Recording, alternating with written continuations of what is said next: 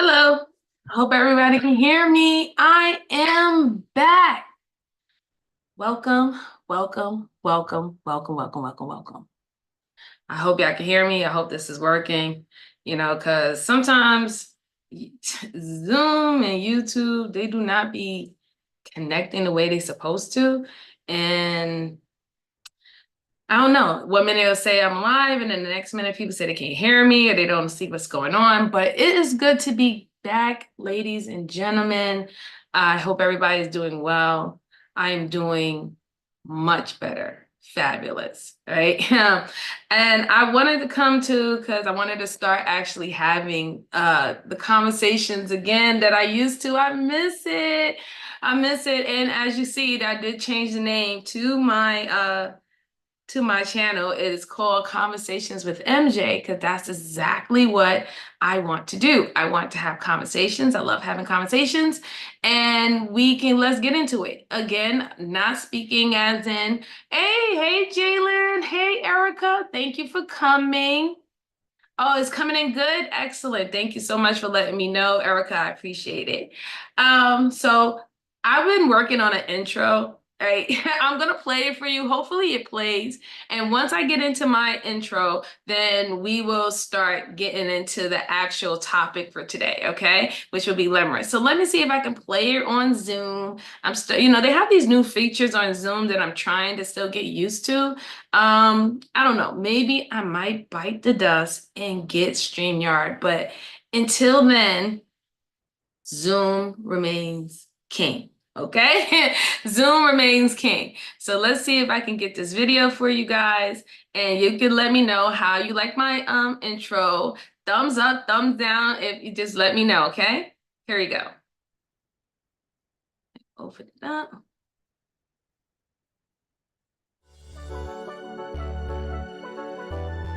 Hello, lovely souls. Welcome to the Conversation with MJ, where we are going to embark on a journey of connection, growth, discovery together. I'm your host, MJ, and I'm thrilled to have you join me on this exhilarating ride through realms of inspiration, wisdom, and insight. So we're going to deep dive into the heart of what it means to live a fulfilling life, to pursue our passions, and to unlock our greatest potential. Each episode is a celebration of human connection and a testament to the power of authenticity and a reminder that we are all on this journey together. So get ready to be inspired, get ready to be empowered, and get ready to ignite your inner fire, because here at Conversations with MJ, the adventure never ends. So join us with every moment an opportunity to shine. Hit the like button, hit the subscribe button, please leave a comment, and the show will be starting shortly. See you soon.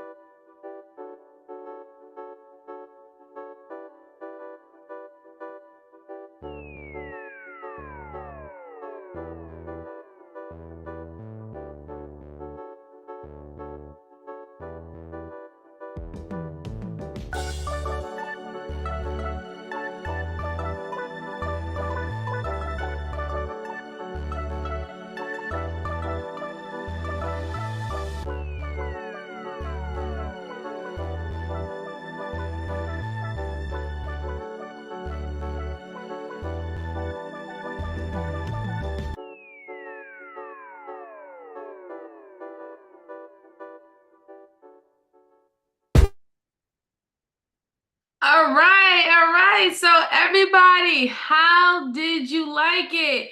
Is it good? Do I get a thumbs up? Do I get a nah, go back and do that again, sis? I don't know what's happening. Like, tell me. I would love to know your thoughts. It's okay. I don't mind good criticism. I don't like bad criticism. But oh, thank you, Erica. I appreciate it. I appreciate it. Thank you so much. Oh, you liked it. Thank you. Thank you. Yes. So I'm gonna find a way. Jalen, thank you very much. I appreciate it. And how you been? Because I haven't spoken to you in like a week and a half or so. But shout out to you. Thank you for showing up. So, all right, let's get into the actual topic because it's not going to be a very long live today. I do have work. I do have a lot of other things I need to do and get into place. But yes, so limerence. How many people even knew what limerence is? Like, actually really knew what limerence is. You know, it's so funny because I always heard of that word. You know, I have heard of that word. I have heard people use that word before, but I have never ever took the time to really think about what is limerence and what do we use it for when we talk about it in stories, conversation, or even in some type of report, right? So what I found out is limerence is something that is kind of like mimicking, um, it's like mimicking love per se, right? It's not infatuation, it's not obsession, but it's definitely not love, right? But it can be confused as love. And from what I have heard and what I've been researching a lot lately is that this confusion of what you think love and limerence is happening a lot lately, actually, when it comes down to the dating scene in the modern dating world today. A lot of people are, hey, good evening, Gord. Thank you for coming. I appreciate you. Thank you for coming. So a lot of people, they tend to believe that they're in love, right? But in fact, what they're experiencing is limerence. And limerence can actually be some sort of a illness, right? It's no different than an illness. It's a mental illness per se. It can really confuse you. It can confuse you. And the reason why is, I guess, it's what we would consider you get the butterflies in your stomach when you're with someone and they make you feel so good and special and you're so happy and everything's perfect and you are perfect and they're perfect and you love bonbons and they love bonbons and you love movies and they love movies and everything is great. That's what limerence is. That is exactly what limerence is. So I wanted today to have a little deep dive into it, you know, a big dive into what is limerence, not only for, for me to understand what it is and have a better understanding of it, but for just to share that with you so we can have that conversation down in the chat about limerence. And you can tell me if you ever experienced it. Now that we know, when we find out about the symptoms of limerence and what it looks like, have you ever experienced it? Have you, how did you get out of it? And how did you realize that that it wasn't love, that it was limerence? Okay. So let me go ahead and share my screen again, because we're going to go, well, first I want to show y'all a TikTok about limerence. This is the first thing I want to show you guys is a TikTok about limerence because it actually is a topic on TikTok. I didn't know because guess what? I am an old woman. I'm an auntie and I don't do TikTok. I don't do TikTok. I don't do a lot of social media apps. I only do pretty much is IG, Facebook, and YouTube. And you won't catch me anywhere else. So I didn't really know that this was actually a trend that was being talked about. And I thought that it would be really good for us to see some examples of as in what people are talking about when it comes down to, let me see, I want to make sure I put it correctly. Okay. Yes, I think that's good. Yes. All right, so I'm going to share this clip from TikTok about a young lady. She's talking about limerence. And yeah, here we go. Hey, I might blow your mind for a second. You've probably never experienced true love in your entire life. You've probably only experienced limerence. Limerence is kind of when you overly obsess over somebody so much to the point to where you make up entire personalities in your head and you kind of play entire scenarios and situations in your head that aren't real. So much to the point to where you ignore reality. This is such a bad and toxic thing because when you experience limerence, you are not experiencing somebody for who they truly are. You are only experiencing your imagination. When you are with this person, you are in your head. You are not getting to know somebody for who they are, for the bad and the good. None of us want to accept the bad. That's a part of getting to know somebody. If you want a real connection, that requires real emotions. People do not want real connections nowadays because it requires real emotions. It requires real feelings, real mistakes, real things that you won't like about them, but that is a part of relationships. I have so much to say about limerence. I kind of all compressed it into one. If you want more, let me know. Love you. All right, so that is one of the things I wanted to show you guys. And it was actually like I actually kind of like enjoyed that, right? Because it did give a little more, details and understanding on what limerence is, right? And then I do, you know me, because I love psychology today. That's like one of my biggest things where I like to go get my information from. And they do have a actual article based on limerence. It's breaking it down by limb and limb, also letting you know why limerence is different than love. So I'm gonna pull that up too.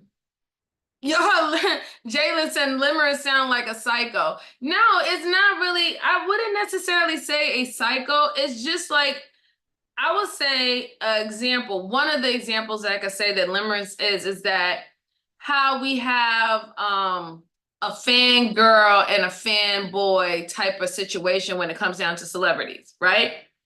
These people do not know these people whatsoever. They don't know anything about them in their life, but yet they love these people. You cannot tell them they don't love this celebrity. They don't love this actor. They don't love this actress. They know everything. Yeah, Ski Spirit, it is very similar to a crush. It's a stronger crush though. And Hassan, how you doing? It's good to see you. Thank you for coming, sir. Yes, but see, Spirit, it is a crush, but it's worse than a crush, right? It's like the extreme of crush, what limerence is, because now it's like you are making up so much things in your mind about a particular person that you're literally thinking like, oh no, this person is the perfect person. This person don't have no problems, no issues, no mistakes. They're going to be the best father. They're going to be the best mother. They're going to be the best I guess athlete or something like that. You know what I'm saying? Like you're already painting a picture about who this person is without actually having any real contact, not content, but contact or relationship with said person. Like literally, it could be somebody who you know on a job, you see them all the time, and you're attracted to them, you're obsessed with them, you're like, oh my God, he looks so good, or oh my God, she looks so good, she's so banging. I gotta talk to her, I gotta know what she is. And in your mind, you believe that this person is amazing. You don't know nothing about this person, but you think this person is amaze balls. You are amaze balls. Oh my God. So unrequited love, yes, exactly. See, Spirit, it is a form of unrequited love, right? Because it's unrequited love, not in as the person necessarily don't want to reciprocate that love, is that you're literally are creating a whole identity or identity for a person that you know nothing about. And it's all in your head. It's all in your head. You don't know anything about this person. You have no real details. You probably didn't really even have a real conversation with this person before, but here you are making all these things about how this person is going to be. This person is going to be a great father, great mother. This person is going to be a great auntie. This person is going to be successful for this, successful for that. So that's what limerence is. So let's look at the actual definition according to psychology. Let me go ahead and share my screen again. And we're going to actually go through this with Psychology Today, because you know I love my Psychology Today. And I don't know, should I just... let's do it this way. Yeah, we'll keep it that way. We'll keep it in that format. All right. So as you see, I hope you see my screen. So it says limerence. Limerence is the state of involuntary obsession with another person. So it is a form of obsession, according to Psychology Today. The experience of limerence is different from love or lust in that it is based on the uncertainty that the person you desire, called the limerent object in the literature, also desires you. Since limerence is the desire to be desired, it is a cognitive as well as physical and emotional experience. As the focus of limerence is whether or not the object of desire reciprocates the feelings, rather than actually falling in love with the person, it is almost one-sided. So meaning what that particular person who is in love, who has found someone to be their limerent object, they have now conditioned themselves psychologically, emotionally, even even physically, to believe that their object of affection is exactly who they need and who they want, and not to actually, you're not really looking at the person, you're looking past the person. Then it says, the experience of limerence can include obsessional thinking about the object of one's limerent desire, an irrationally positive evaluation of that person's attributes, and a longing for I can't even pronounce this word, but it's reciprocation. I like reciprocity better, but that is reciprocation. Limerence can make a person feel ecstatic, their mental life focused on a passionate, anxious desire. It can also result in a state of agony if and when the feelings are not reciprocated. So pretty much is if like they'll have this big idea that they're in love with this person, and that eventually once this person meet me or once this person get me, that this person is going to automatically be in love with me and everything's going to be perfect and we're going to have all butterflies in our stomach and everything's going to be great. Wow, blah, blah, blah. I'm in love. And then it can hurt really badly when reality actually sits in, or they don't get it reciprocated from that person that they decided to put their eyes on, right? Limerence often lacks a discernible starting point, wrote psychologist Dorothy Tennell, who coined the term in her 1979 book, Love in Limerence. It does not require sexual attraction, although the person needs to be someone with whom you can at least imagine yourself. So it don't have to be a sexual attraction type of situation that you're like pretty much you will get limerence. It could be somebody that you just admire like tremendously, but you do have to imagine you being a part of that person's life. Like you have to imagine that you eventually will be a part of this person's world, right? At the beginning of limerent reaction, an individual will often think about the person to whom they're attracted. And importantly, doing so will bring them considerable pleasure. That pleasure is intensified to a feeling of elevation or jubilation. If there is a hint of reciprocity from the object of their limerence, an individual may start to replay and analyze every interaction they have with the person for the signs the other person has feelings for them. If any are detected, the individual may even feel a boost in self-esteem that such a person would have interest in them. This ecstatic and obsessed state is the core of limerence. It may end with feelings of sadness, agony, or indifference, but the state is one of acute intensity that outranks all other concerns in an individual's life. So pretty much is like, yeah, it's very intense. It's a deep, deep thing. And you will believe, and you could believe that you are in love. You will in fact believe that you're in love with this person, and you'll say, no, no, no. It's not lust. No, no, no. It's not obsession. I really love this person, but in fact, it's actually you really are just in limerence. Yeah, it's not love, right? Because there's different requirements for it to be love. And the requirements doesn't really match up, especially if you ain't never have a conversation with that person. You never really even built a relationship with that person, or even though the little interactions that you do have with that person is not enough for you to be like, okay, I love this person. So let's see the experience of limerence.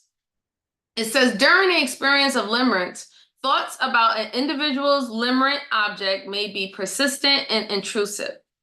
Physically, the individual may feel a racing heart, a flushed face, and jitters of weakness when they think of the person.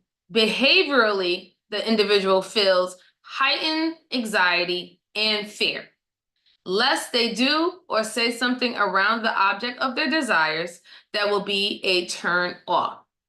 The individual may feel self-conscious and hyper-aware of how they look, what they say, and how they seem, even down to the level of posture and word choice. So pretty much, I think this is the example where they're talking about when you have someone, and I'll say this, you can be in limerence in a relationship, and you can also be in limerence in a marriage. I actually read articles on that. It's not only just within the dating or the first stage of dating in a relationship. No, you can actually be in limerence in a full, long time, blown out relationship or marriage. So it's pretty much when they're talking about in this paragraph that the said individual that is under limerence will feel a heightened of anxiety and fear to pretty much walk on eggshells for their object of desire or affection, and they don't want to do anything that would make them turn away from them. They don't want to do anything that will make them look at them differently, or don't have them, I guess, cater to them or show the love or show that they're valuable. So they walk on eggshells around this person. They'll tweak everything about themselves to literally make sure that this person is happy. And we're going to get into that part a little bit more too, because then you have to talk about the love situation, because when we talk about love, right? What is the biggest things when people talk about love? They talk about how you're supposed to have reciprocity. They talk about how you're supposed to be mutually understanding of one's feelings, emotions, and respectful of it, right? And also, we always have a big saying, a big phrase. Well, if the person wanted to change for you, then that means that they love you. If they didn't want to change for you once you notify them that certain things hurt you, that they don't love you. So in a way, this can be confusing to a person who don't even know that they're really experiencing limerence, because if for them, they're saying, I'm doing what I'm doing out of love, right? I'm doing what I'm doing out of love. So I'm walking on eggshells out of love. I'm walking on eggshells because I don't want to make this person angry or have this person shut down, and this person no longer is emotionally connected to me, right? So how do you know? Because in one aspect, we're being told that this is what we're supposed to do when love surface, right? But then now, if you possibly are I wouldn't want to say casualty, but if you're possibly a participant in limerence, you're doing the same thing that will mimic love and not really knowing that you're not really in love. It's limerence. So it's very tricky. It's a very tricky, tricky thing. You see why I wanted to talk about this? This is really crazy. So let's see. It says, uncertainty is necessary for limerence. An individual must not know how the object of their desire truly feels about them, and will typically conceal their feelings for the other person as well. to the best of their ability until they are more certain the other person reciprocates their feeling. So pretty much those are the ones who play hard to get, right? So that seems like very similar to the ones who do play hard to get. The ones who's like, listen, I don't know if I really like you or not. I need to see more. I need for you to show more that will confirm that your love for me so I can feel more comfortable being vulnerable with you. I think that's what they're talking about in that paragraph, right? But the uncertainty is the reason why that these people are not in love and that they're in limerence, because of the simple fact is that unknown, and also having that temporary moment where you need to feel the need to get to that point where you do know is intoxicating. It's intoxicating. I think I wouldn't even be surprised if they don't get a kick out of it, really. It is an interpretation of events rather than the events themselves, wrote Tenna.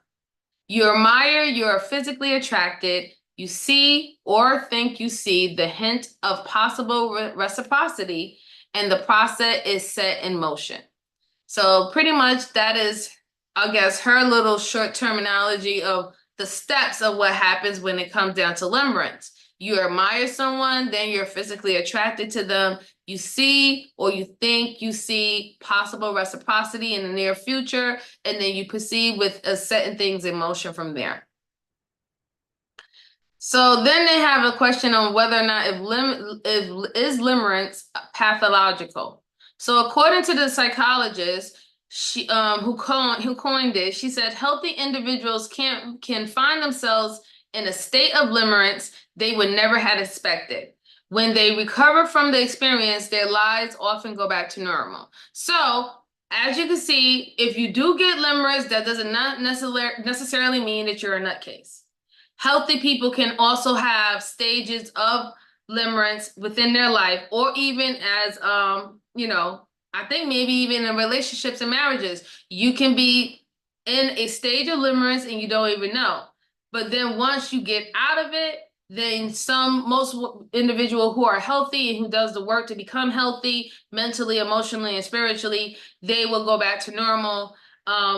With other individuals who probably have more things underlying things that they need to worry about, it'll probably take a longer time, but it's not forever. You can get out of it. Others argue that limerence can be considered a psychiatric condition insofar as it interferes with the individual's functioning in day-to-day life. There is a debate about whether limerence should be added to the Diagnostics and Statistical Manual of Mental Disorders, but so far it has not been. So I think that this form of limerence that they're talking about is those stalkers, right? The stalkers and the people who stalk your IG, take your photos and stuff like that. They're calling your phone and they're hanging up and stuff like that. I think they're talking about those levels of people who are suffering with limerence, that they're so obsessed with the person that they just want to just be everywhere. They want to know everything. They just want to be involved with everything that they got going on, and it comes off very creepy. It comes off very, very, very creepy to the individual. Like, why are you doing this? I don't even know who you are. Or if I do know who you are, why are you continue to, do what you do, right? So I don't think they're talking about just regular healthy individuals who has a glimpse of it. They're talking about the far inside. And I see why they would want to add it to that manual. I really do. What are the 3 stages of limerence? So there's 3 stages. You have infatuation, crystallization, and deterioration. So in the infatuation area, that's the first one, the first part of it. The individual begins to notice the other person and recognize their positive qualities, right? So you're looking out, you're seeing, oh, this person's great, this person speaks great, this person has charisma, this person is laughable, this person is it's fun to be around, things of that sort. You look at great qualities about them.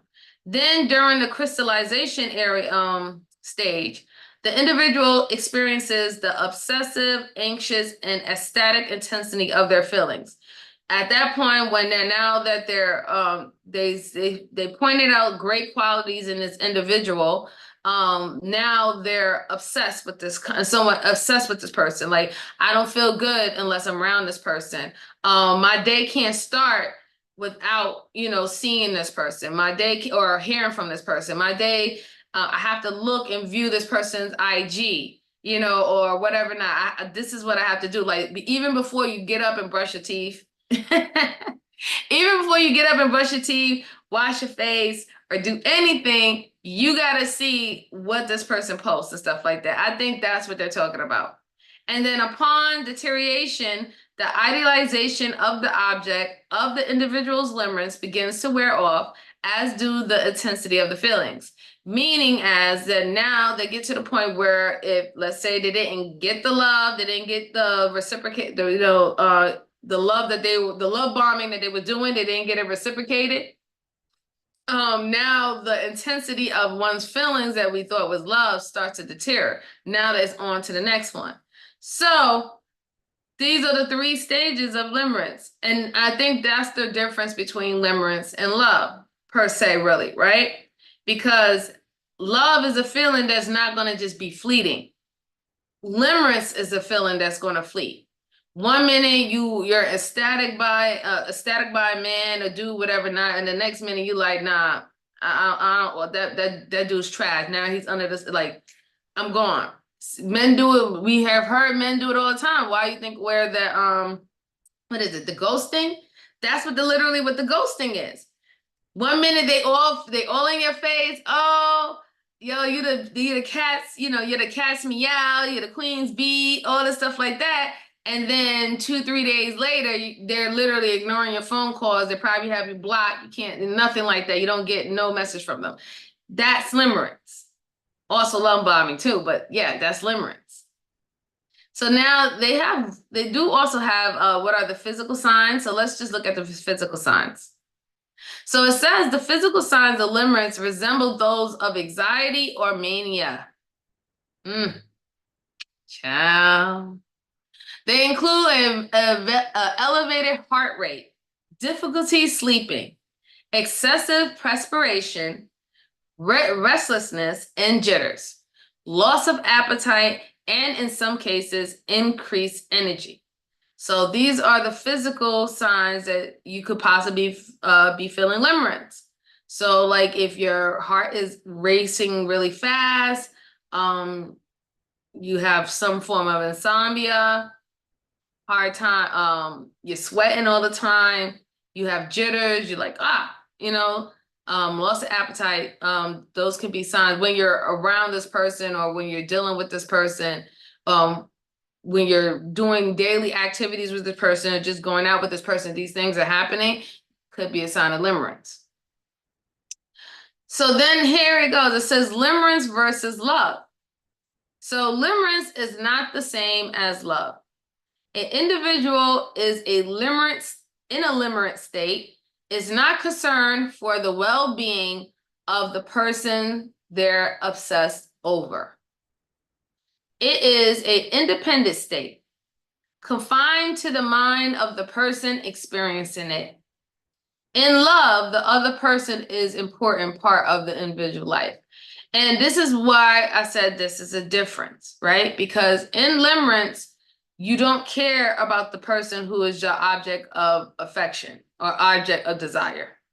You don't care whether or not this person is a good person, a bad person, their feelings, their wants, their needs, because literally the loving or the love bombing that you have for said individual is only due to how you feel and how it makes you feel. So it's like this person makes me feel good when I'm around them. Okay, that's limerence. If it's only just that. Love would be, not only do this person makes me feel good around them, I hope that that person feels just as good around me. That's the difference between limerence and love. It is putting the other person's wants, needs, and concerns is a part of the situation. It's just not only about what is going on with you. The experience is also distinct from simple sexual desire. An individual in a limerent state does not necessarily want to have sex with the object of their desire. They may not want to have a relationship, settle down, or have kids. Rather, the focus of limerence is the mental obsession of whether the object of limerence feels the same way towards them. It is the fantasizing that's exciting, more than the realization of the fantasy. So again, a person in who is limerence, it doesn't have to necessarily be sexual, right? They might not even want nothing. They just want to look just like somewhat similar to like foot fetishes, right? Like, I've heard people who said they love certain celebrities because their feet look good in sandals. They're like, oh my God, I love that person. You be like, what do you love about that person? You say you love that person. That's a strong word. What do you love that about the person? They got the most beautiful feet. Okay. Then that's all I care about. They got beautiful feet. Oh. So that's love. Yep. Love them. Okay, cool. That's how that shit can look like. And is somewhat similar to limerence. It doesn't necessarily, they might not even want a relationship or anything like that, but whatever that they're obsessed with or their mind is obsessed with, that's why they're gravitating to you. Whatever it is, that's the only reason why they're gravitating to you. And it's not necessarily because of the person. So now it says, how do you know if you're experiencing limerence of love? Let's go over this. So limerence is distinct from love in that individual does not really care about the well-being of the other person. Their obsession is really about the uncertainty of the situation. Does the other person feel the same way or not? Individuals experiencing limerence may have no desire to have a long-term relationship with the object of their obsession. And that is absolutely true from what I was reading about many different case studies about limerence. The individual do not really care about the person that there is that object of desire. They are not really in love with that person. They're in love what that person stands for, right? So it's like, for example, you have people who love LeBron James. Oh, I love LeBron James. I would say majority of America don't even know LeBron James, not on a personal level. But you could not tell a lot of people that they don't love LeBron James. Then what they'll say, oh, I love him as an athlete. Okay, do you love him as a person? Well, I don't know him as a person, but I love him as an athlete. Okay, so guess what you're experiencing? You're experiencing limerence because you only love the fact that he's an athlete and how great he plays. You don't know LeBron James' personality. You don't really know how he treats his wife. You don't really know how he treats his family members, how he talks to his family members. And unless you was at a restaurant with him, you don't know how he talks to waitresses. But the simple fact that he is well known, you like how he play, and he's an athlete, you say that you love LeBron James. Yeah, that's how you know that you're actually experiencing signs of limerence. Because you're literally, and we do it all the time, right? Our idols, models, whoever, celebrities, actors, we all give them grace. We all give them a sort of sympathy and empathy and compassion that we wouldn't give to regular people on the street due to the simple fact that how we feel about this person as in their occupation, how successful they are in their occupation, whether or not if they're financially stable, whatever they put it out there to the world for us to see, we get infatuated with that image, with that persona that's being put out there. We don't know this individual when it comes down to deep down inside them. We don't know nothing about them unless we are actually in those type of relationships or friendships or whatever, not with them, or family members. We don't know nothing about them, but yet the way how we how we will care about a person that we don't know versus a person that we do know speaks a lot, right? There's a lot that you would give grace to a person that you ain't never met before versus the person that you meet every fucking day, or the person that you see every day, or the person that you talk to every day, or the person that you fucking sleep with every day. There's a amount that because you have a deeper understanding about that relationship that you have with the person that you deal with every day, that that does not put you sometimes, not all the time, but does not necessarily put you in a state of limerence because you have seen this person from inside and out. You've seen their flaws, you've seen them at their worst, you've seen them at their bad times, you've seen them when they sad, you've seen when they cry, you've seen when they acting out, you've seen when they fucking playing games. You see it, right? So that's why you having that extra understanding about this individual is the reason why you cannot treat them like as a celebrity that you don't know and that you never know. And the only thing you know is what they have marketed to you out on social media to know. So then it says, is limerence more common among men or women? So it says limerence seems to be equally prevalent in men and women, and across all racial and social economic status. So there you go. It's not a gender war. Men and women equally can have limerence. The way limerence expresses itself may differ to some degree according to societal gender norms, but the fundamental experience seems to be quite similar. So I wonder what they mean about the societal gender norms, because that would be that, I guess, when it comes down to how we do things, like, I guess, yeah, I would think it would have to come down to how we do things when it comes down to societal norms when it comes between men and women. That's what I'm thinking that has to be slightly different. I think so, and I would say the reason why is because we are under a patriarchy. So one of our society norms that we have created is patriarchy, right? Where men has to be, they have to hit a certain type of limit, a certain type of milestone. They have to have a certain type of things that's happening for them to be considered successful in this world, or eligible bachelor or whatever not. And it's the same with women too, right? There's a certain attributes, especially when it comes down to the physical attributes of a woman, that will qualify them to be considered a attractive woman, a good woman, marriage material, so and so and so. So I think that's what it's talking about when it comes down to the societal gender norms. But even then, they said it wasn't even that much of a difference. So then it says, why is limerence typically one-sided? Let's look at this. It says limerence is often one-sided because the limerent individual primarily focus on whether the object of their desire shows feelings for them.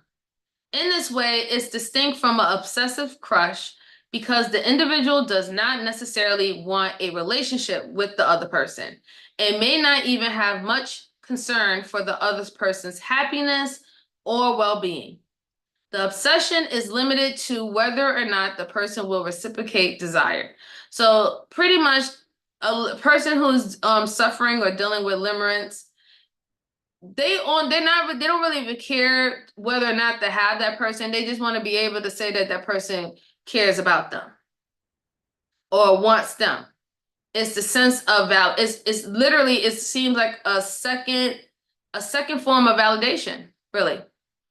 It seems like a second form of outside validation. That's what I would call limerence, because you're not even doing it because you actually really want this person. You just want this person to want you. And then once you get it, it can flee.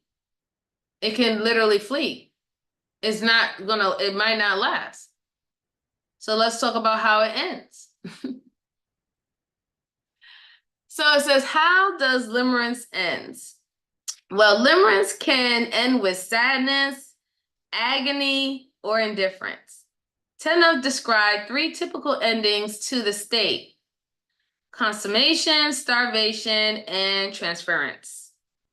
Under consummation, the person in a limerent state discovers the object of their desire also has a desire for them and engages in a physical or romantic relationship. This often causes the spell to break and the limerent person to move on with their life. So that's crazy. So once they find out, a person that's in limerence is, I guess that's the ones who is emotionally unavailable.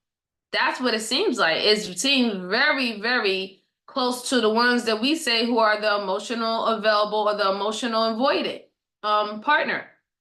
Because it's saying that once this person finds out that the one that they desire actually wants them back and wants to be in a relationship with them, now the spell breaks and now they want to dip. Damn. All right.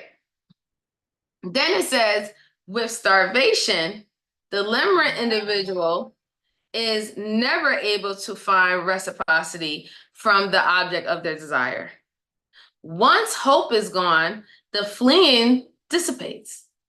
This may cause the individual tremendous sadness, but it may also be a relief that is over. So, again, with the starvation, like the guess depleting out thing, so I guess they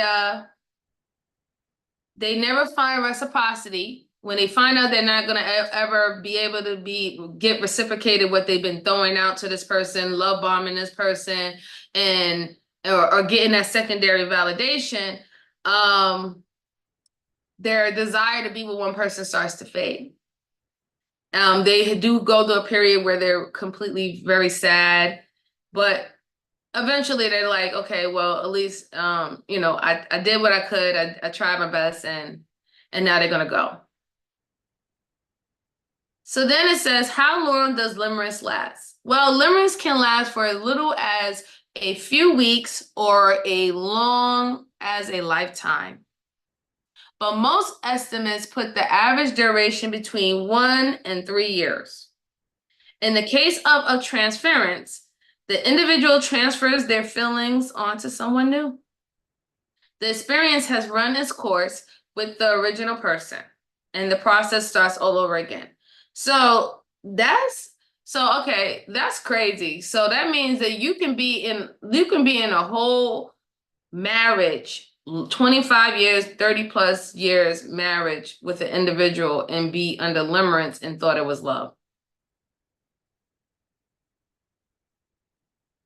I gotta start bringing like the blinking emojis and stuff up in here, like bing, bing, bing, bing. That is crazy.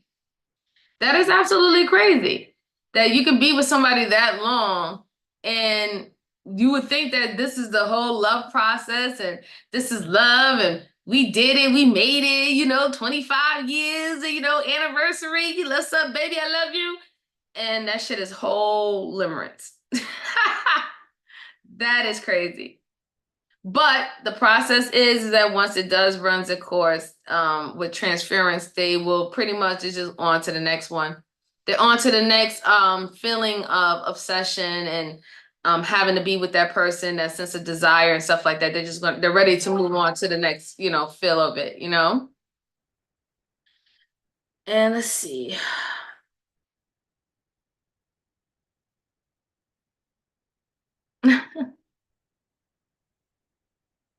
Oh, my cousin, sorry. I had to look at my message from my cousin. There's supposed to be a barbecue party. I haven't been to barbecue in ages. So, damn, I don't eat that. I'm on a diet. But still, I'm gonna show up and show up anyway. I got you, cuz. Anyway, let's go. Who is most vulnerable to limerence? So, limerence can occur in anyone. Some of those in Tenov's study thought love was the furthest thing from their mind when it happened. Nevertheless, there are some people from whom limerence is more likely. Researchers Wilmot and Bentley note that there is a consistent correlation between limerence and those with anxiety, depression, and substance use. That's quite interesting. I wonder why I think that I guess they feel that the person who will most likely experience limerence would be someone who is suffering from anxiety, depression, and substance use.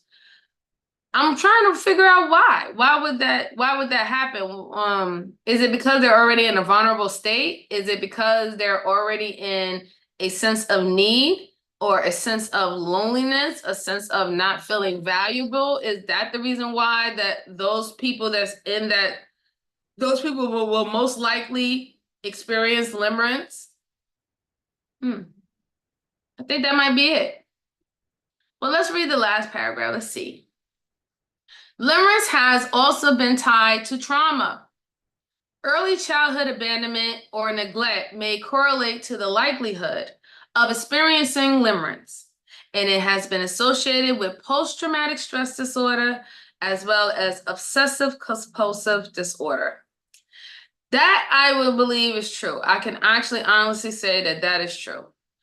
A lot of people that I would believe would have limerence is people who suffer from abandonment issues, or detachment issues. Like they can't they have attachment issues. They attach and they latch on to anything and whatever feeling that they get, and they believe that they have to hold on to this feeling. Doesn't matter what's going on, doesn't matter if they're in pain, doesn't matter if they're sorrow, that doesn't matter if they're not even feeling good all the time, but they feel like it's the need that they have to latch on to this individual, and if they don't, then they don't have nothing. They don't have nothing. They don't have nobody.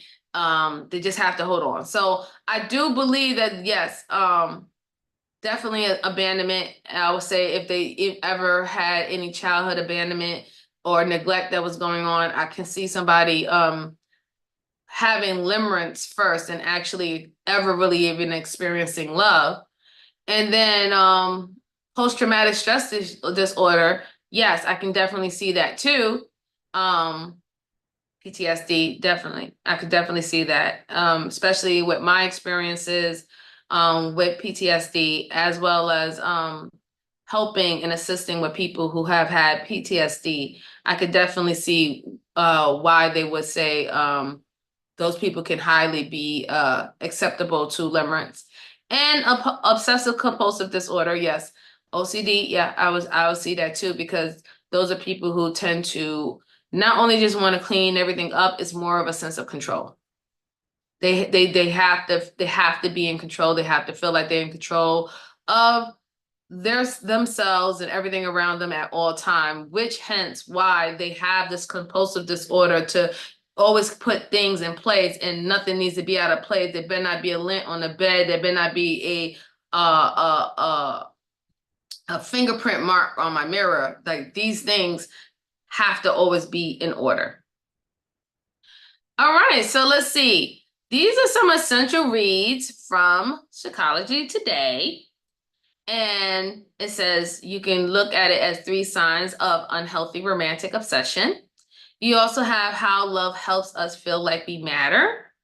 We have the unfulfilled promise of love. Then we have 5 ways to tell that it's love and not just infatuation. And then we have all these other little good little pieces too.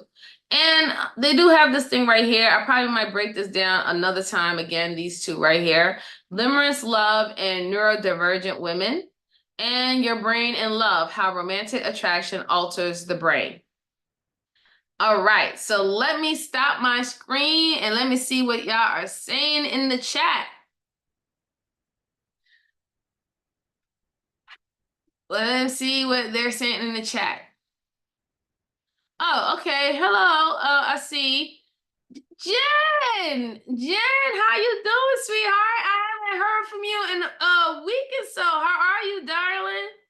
I hope everything is good. Hi. Oh, okay. Hey, Daryl. Thank you so much for coming. Appreciate it. I really do. Okay. Okay, cool. So what is everybody saying in the chat? Let's see. I gotta scroll back up. All right. So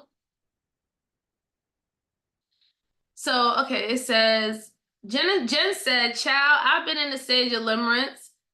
or has been in a state of limerence with me? The world may never know. Let's see. Wait, I do read Spanish, Jalen. ¿Cómo está? Where you write it at? I don't see you. Where did you write it at? You just said hola, hola.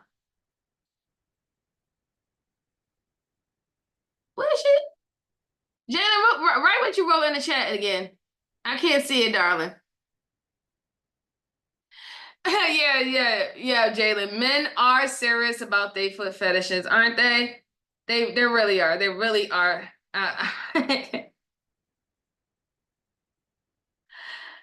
Oh, yeah, Seaspiracy. Yes, it is an unsettling thought. That's weird, right? That's actually kind of crazy because the simple fact is that you don't really know.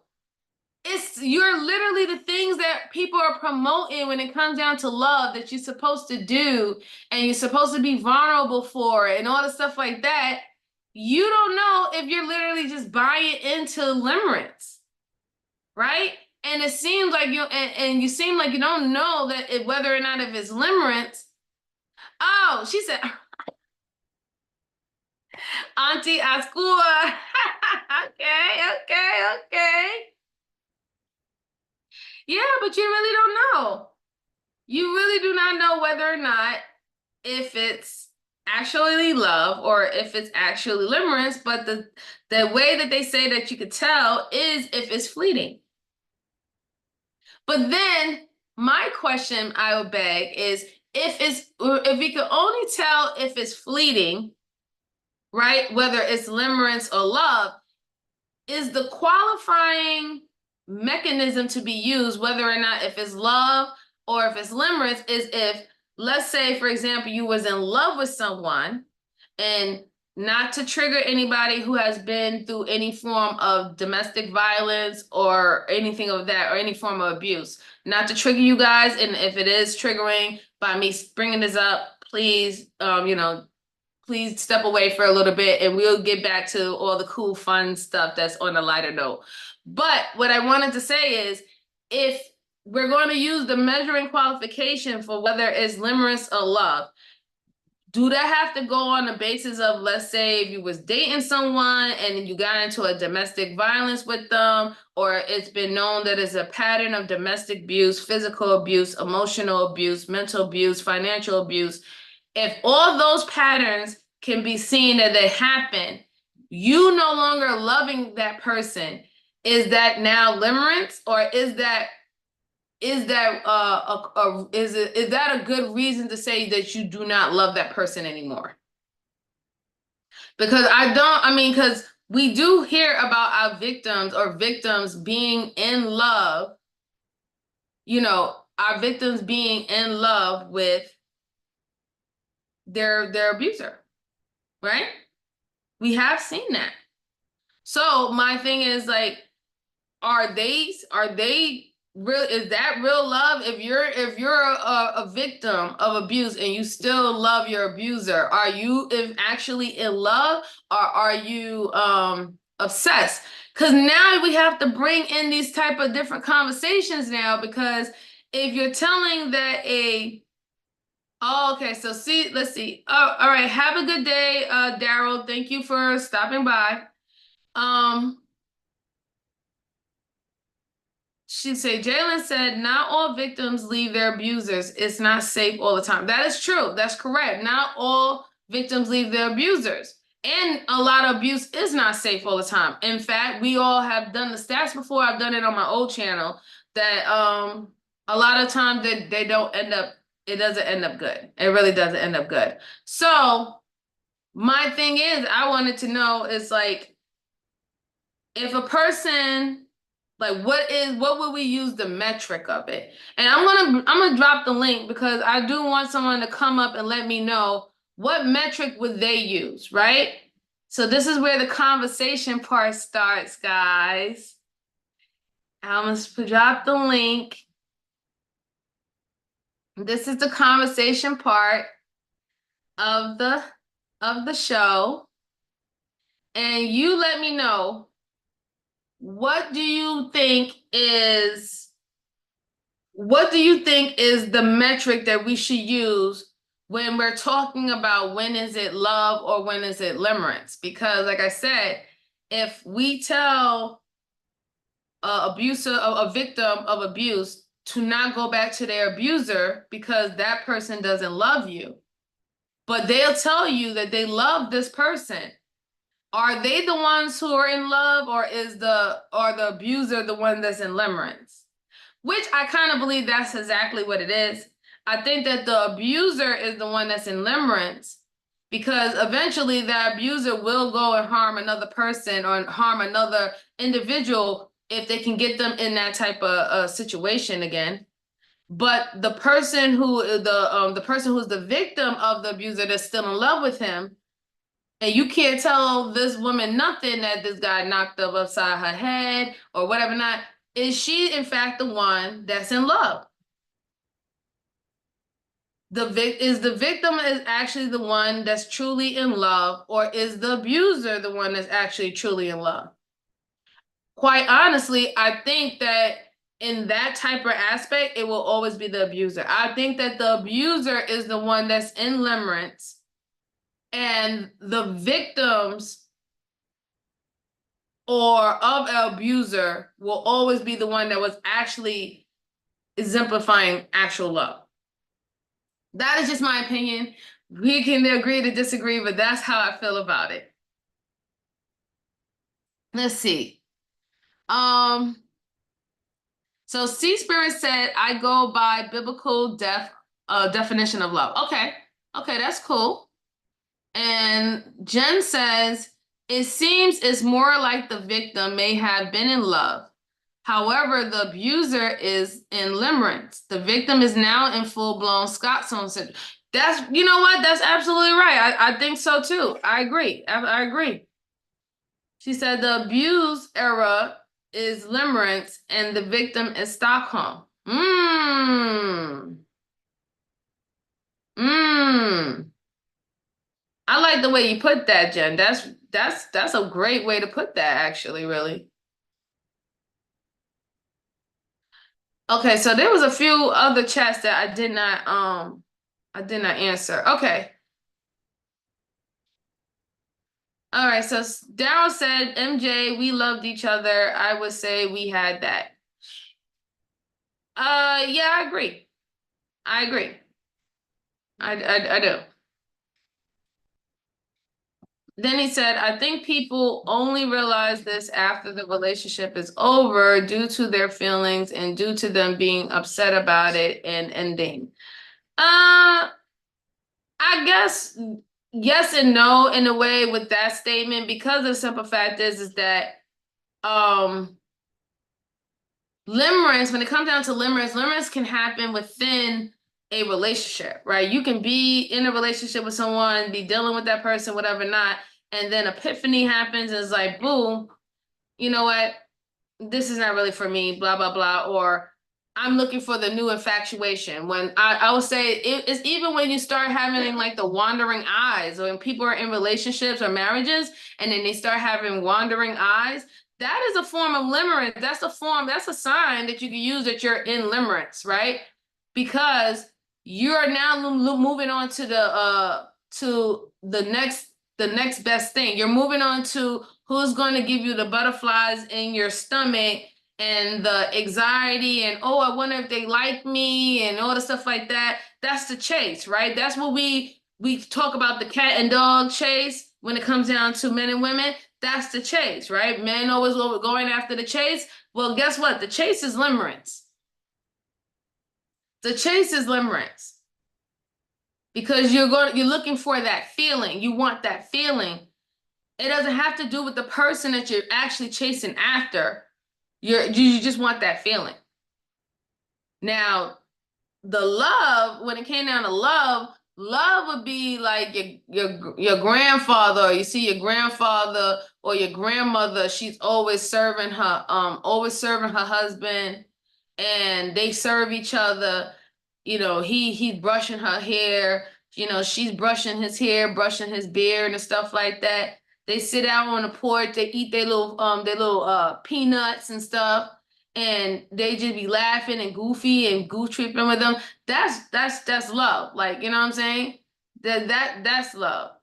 Not what not the other thing. That's not it. And said, "Ha! Genesis, I just see your sentence. You said, well, I guess you just found the answer to New Edition's question. If it is in love." What?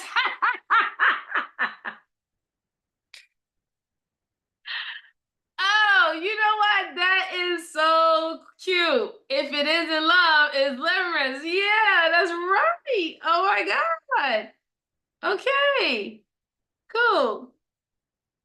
All right, let's see. Daryl said, do people say they're in limerence or do they say they're in love? People say that they are in love, but now we are educated now, and now we know that everybody is not experiencing love. A lot of people are experiencing limerence. And see, I think accountability is the issue most couples face. I don't know. That's not really necessarily the conversation that I'm having right now. I'm just talking about limerence and the difference between limerence versus love, but I understand. Yeah, I guess yeah, accountability is what a lot of people face today. Okay, let's see. I think I read all of this. Oh, all right. Yeah. Thank you, Sea Spirit. I appreciate you for coming and stopping by. I really do appreciate it. But yeah, so I've put the link in the chat. If y'all want to have the talk with me about limerence, you can. I wouldn't say anybody is welcome, but definitely certain people that I do trust to have good conversations with and always remain respectful and cordial and stay on topic, you are more than welcome to join me. If not, I will be going ahead and taking a rest because I do need to take a rest before I actually go to work. But I wanted to kick it out with you guys a little bit because I haven't been on for a while. But I do want to say this. Hold on, I gotta put my lip gloss on. I hate when my lips start to feel like no no no. Mm-mm-mm. It has to stay juicy. Juicy, juicy.